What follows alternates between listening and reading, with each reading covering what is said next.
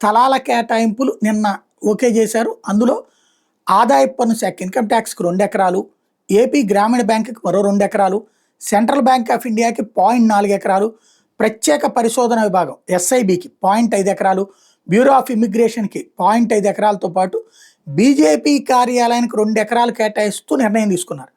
అదేవిధంగా సిబిఐకి 2 ఎకరాలు, జియోలాజికల్ సర్వే ఆఫ్ ఇండియాకి మరో 2 ఎకరాలు, రాష్ట్ర ఫోరెన్సిక్ సైన్స్ ల్యాబ్కి 5 ఎకరాలు, ఏపీ కోఆపరేటివ్ బ్యాంకుకి 3 ఎకరాలు చొప్పున గతంలో చేసిన కేటాయింపులు కొనసాగించాలని నిర్ణయించారు.